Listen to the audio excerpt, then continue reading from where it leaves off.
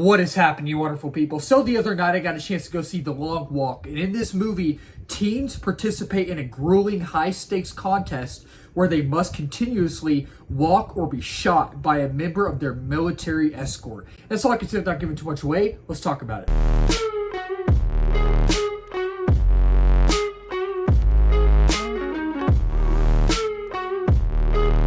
So with The Long Walk, this movie actually, funny enough, doesn't release until Thursday, September 11th or Friday the 12th. So the week of September 12th. I actually got a chance to see it early, a couple of days ago. And I'm just going to cut right to the chase, y'all. I'm going to cut right to the chase. No fluff, no nothing. It has been a while. It has been a while since I have walked out of a movie being absolutely wowed and just arguably blown away. So I'm going to do something a little bit different that I don't think I've ever done before. Usually when I do my reviews, if y'all been following the channel for a while, y'all know I talk about my positives first and then I talk about my negatives. But if y'all been following my channel for a while as well, you'll know sometimes I talk about my negatives first and then my positives. I am going to talk about my positives and negatives together. So this might be a shorter review, but I want to just quickly go over my negatives, even though I'm talking about both of them, the positives and negatives together. I don't have very many negatives at all. I really don't have very many negatives. And maybe there's a few that I missed. Maybe there's other things that'll come to me eventually where I'm like, oh, that didn't work and that didn't really work. But when this film works, it works. It works. And when it doesn't, it doesn't. But I think that maybe at times, while the pacing is absolutely phenomenal, it loses pace at times. It kind of goes off the track at times, but barely. And I think that Mark Hamill in here plays the general, and he plays, while he's not in it much, while he does have a decent sized role in it, he plays the ultimate villain. And I feel like he didn't have much to do, and I understand why he didn't have much to do, because he's focusing on other characters and our other main characters, right? But I would have liked to see more of him. I wanted to see more of his character, and I wanted to see his character fleshed out more. I wanted to learn more about him, you know? And I feel like some of the things that happen, kind of the twists and all that, right, are kind of predictable. Some of the twists I kind of called, and they ended up being right. I ended up being right. Other than that, y'all, it's been a while. It's been a while since I've been this blown away by a film. It's been a long time. And it's been a long time. It's been a while since an actor's performance in a movie has really stuck with me and really blown me away. And I'm talking about David Johnson here. I want to talk about David Johnson real quick. I know he's kind of a newer up-and-coming actor, and we all first saw him in Alien Romulus, which he was absolutely, utterly fantastic in Alien Romulus. He was like one of the best parts of that film. He's better in this film, though.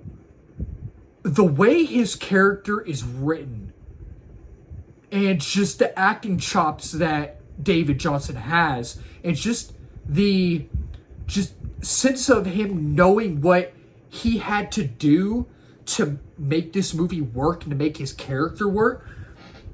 The emotional depth in his character, the acting depth, the character depth, just everything, just the sheer acting ability on this guy. This guy, I'm telling you, if the Academy does not nominate David Johnson for at least a Best Supporting Actor nomination, and if he doesn't win an Oscar, the Academy, if you're watching, you're foolish. They're foolish. And I will say this as well. One of my other favorite things that I absolutely loved about this film, the thing that makes this film, is the dialogue, the screenplay, the script. It is one of, if not the best screenplays of this year. It's up there with Sinners. It's up there, in my opinion, with The Final Reckoning. It's up there with, in my opinion, F1. It's up there with Weapons.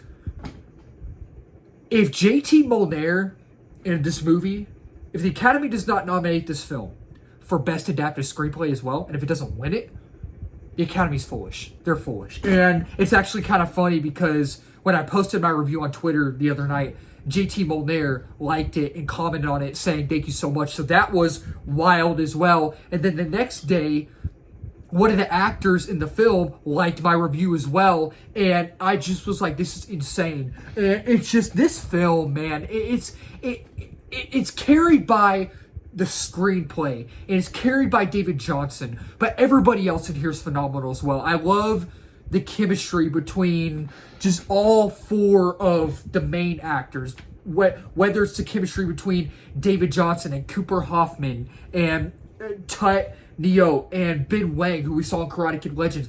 All four of them together, their chemistry is amazing. But also when it's David Johnson and Cooper Hoffman, their chemistry together is just so amazing. It's so amazing. And I love the overall aesthetic and I love the overall atmosphere of this film. And I love how it's directed. I love the editing. And I love how it's surprisingly hilarious.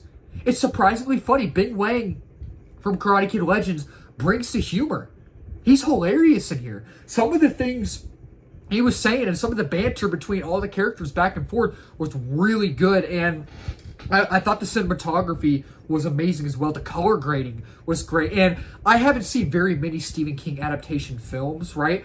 And some of the ones I have seen, I haven't liked. This is arguably the best one. This is arguably the best Stephen King adaptation you'll see. And it's a consistent tone. The tone is consistent. I mean, you have the humor, right? But they added that to make it lighthearted because this is a very bleak and depressing, sad, intense film. And I tell you, this film gets intense. This film is very gory, and I won't give details away, but there is a scene where they are all walking up a hill, and I almost fully, like, it's just, it'll make you almost want to weep. It will. And the brotherhood aspect of this film will almost make you want to cry too. It is so beautiful. The friendship aspect of it, the family aspect of it, the mother and son aspect of it, and the father and son aspect of it, and just the friendship aspect and the family aspect. It's so beautiful, but it's so bleak and depressing, and the story never lets up. It never gets boring. You're in it for the long run, and you're just so engrossed into what the story has to offer. You're like, okay, it keeps you guessing, right? It keeps you thinking. It keeps you like thinking like, oh, what's gonna happen? It keeps you guessing like, oh, what twist are we gonna get, right? And it takes big swings as well. It does, mainly towards the very, very, very, very end, and you're like, oh, I thought it was gonna go that way, but no, it ended up going that way. Oh, I thought that was gonna happen. That ended up happening. Oh, that's a big swing, but it works.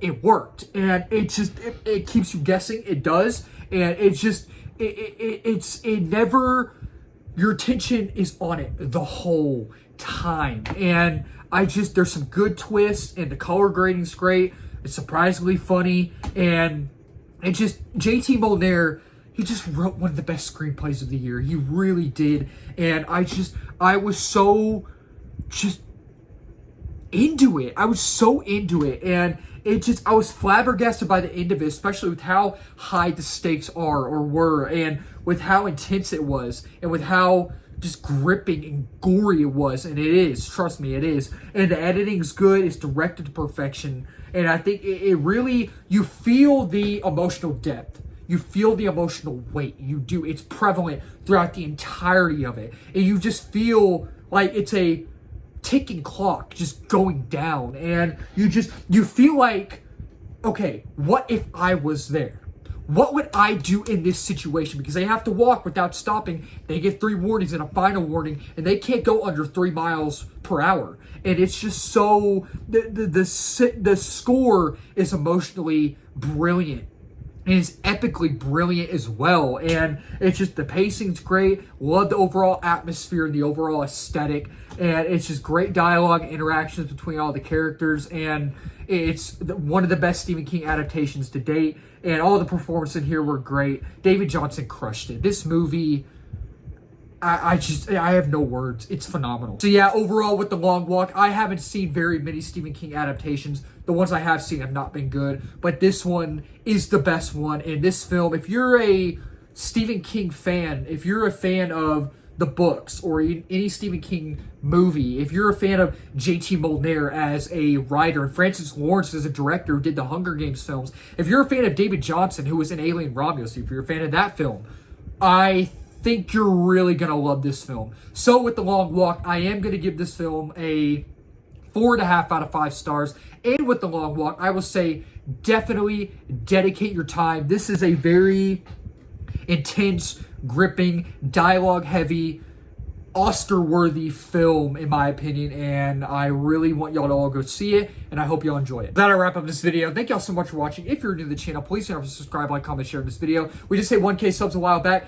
2K's the next one, 3K's the next one after that, and beyond that as well. And if you're new as well, I do movie reviews, TV show reviews, trailer reactions, movie live streams, movie news, movie rankings, all that wonderful movie stuff under the movie umbrella. And let's talk about it down below. Did y'all like The Long Walk? Did y'all not like it? If y'all saw it early, tell me what y'all thought. If y'all are planning on going to see it when it releases, let me know down below. Keep talking movies with wonderful people. Cheers.